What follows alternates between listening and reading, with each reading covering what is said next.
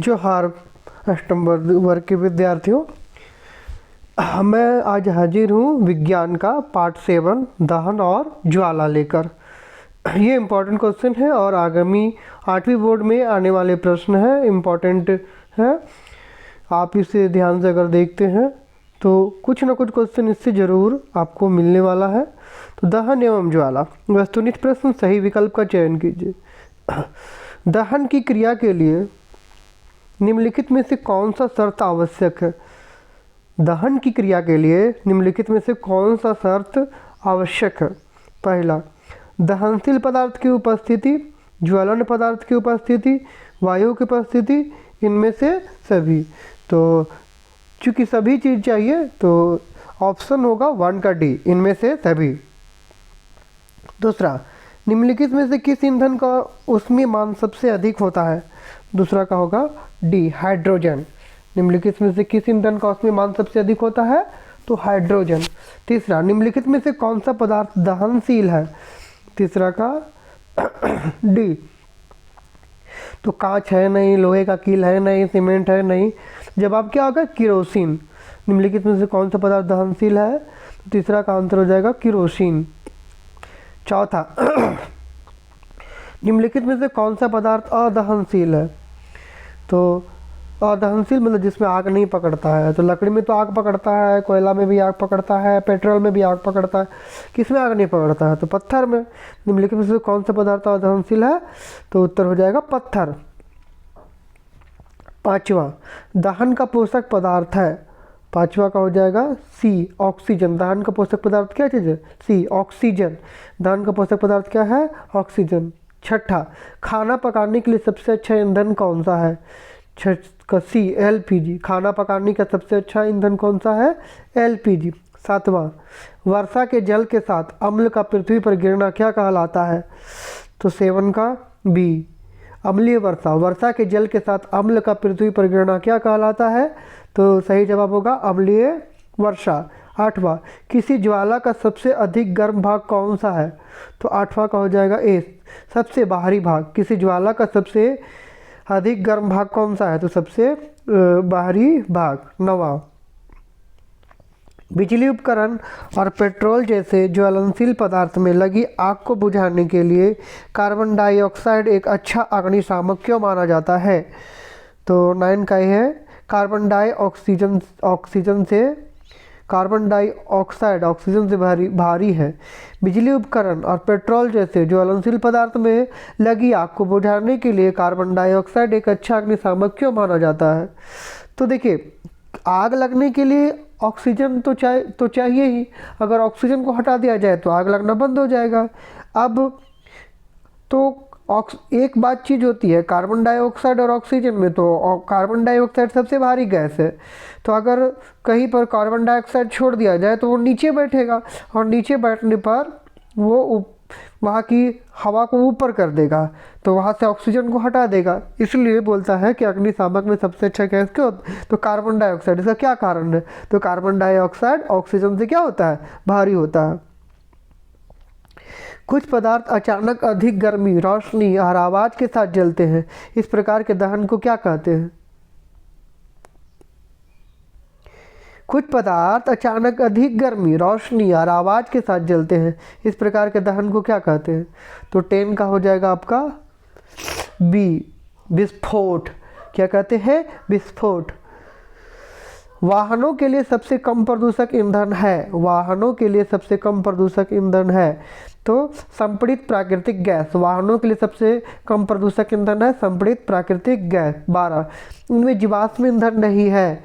12 का बी, लकड़ी। इनमें जीवाश्म ईंधन नहीं है तो क्या आंसर होगा? लकड़ी। 13,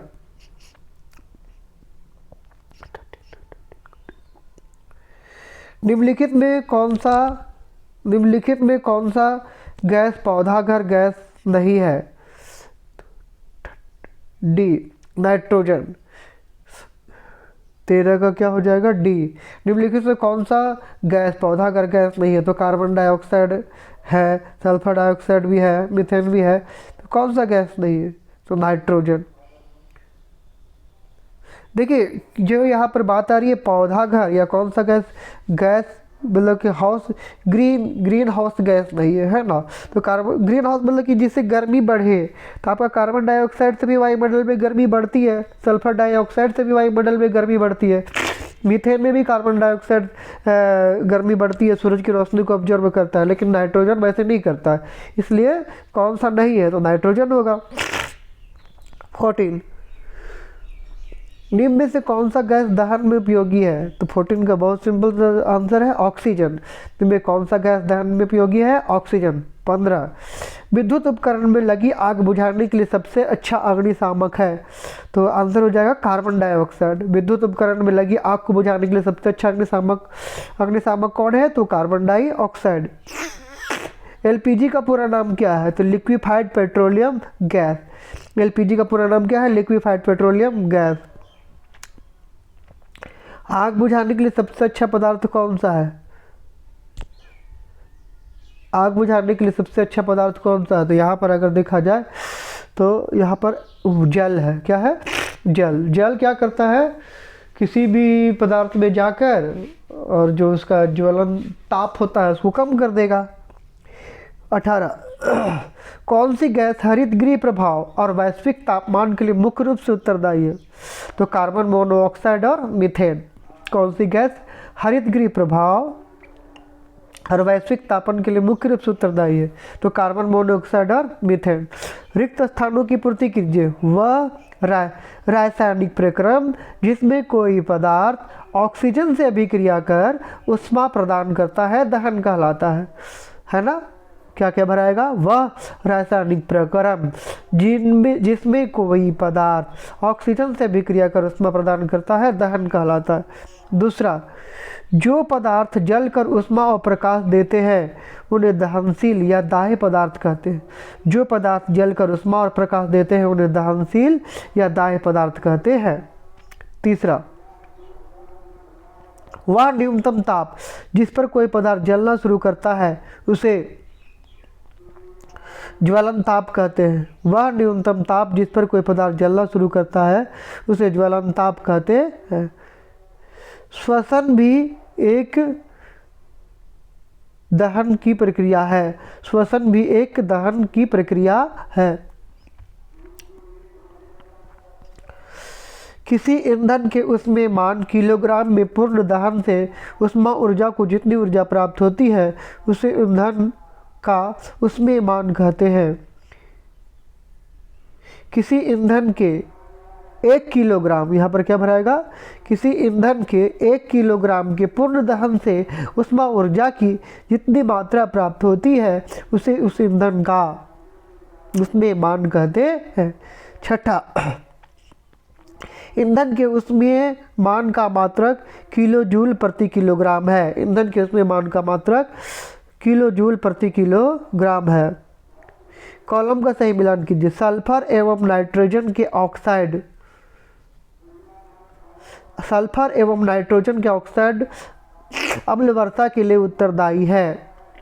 सल्फर एवं नाइट्रोजन के ऑक्साइड अम्ल वर्षा के लिए उत्तरदायी है। CNG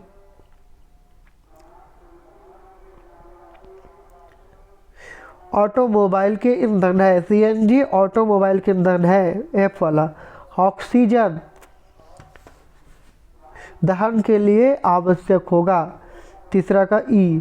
ऑक्सीजन दहन के लिए आवश्यक है। चौथा, जिस ताप पर कोई पदार्थ जलना शुरू करता है उसे ज्वलन ताप कहते हैं। जिस ताप पर कोई पदार्थ जलना शुरू करता है उसे ज्वलन ताप कहते हैं। पांचवा, कार्बन डाइऑक्साइड अग्निशामक है। कार्बन डाइऑक्साइड अग्निशामक है। कार्बन मोनोऑक्साइड कोयले का पूर्णतः दहन नहीं होने पर उत्पन्न होता है। कार्बन मोनोऑक्साइड कोयले का पूर्णतः दहन नहीं होने पर उत्पन्न होता है। सही गलत की पहचान करें। दहन के लिए ऑक्सीजन आवश्यक है, सही। दहन के लिए ऑक्सीजन आवश्यक है, सही। मैग्नीशियम अदहनशील पदार्थ है, गलत। मैग्नीशियम अदहनशील पदार्थ है, गलत। कार्बन डाइऑक्साइड का एक अच्छा अग्निशामक है, सही। कार्बन डाइऑक्साइड एक अच्छा अग्निशामक है, सही।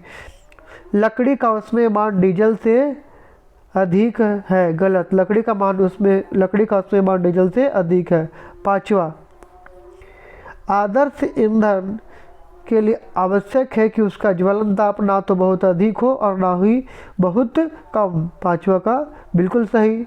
आदर्श ईंधन के लिए आवश्यक है कि उसका ज्वलन ताप ना तो बहुत अधिक हो और ना ही बहुत कम, तो सही है। ज्वाला का सबसे आंतरिक क्षेत्र सबसे ज़्यादा गर्म होता है, गलत। ज्वाला का सबसे बाहरी क्षेत्र सबसे ज़्यादा गर्म होता है, आंतरिक आंतरिक क्षेत्र तो सबसे ठंडा होता है, तो गलत है। ज्वाला का सबसे आंतरिक क्षेत्र सबसे गलत। तो आज के अपडेट के लिए इतना ही। अगले अपडेट के लिए मिलेगा दूसरी वीडियो में। जौहार झारखंड।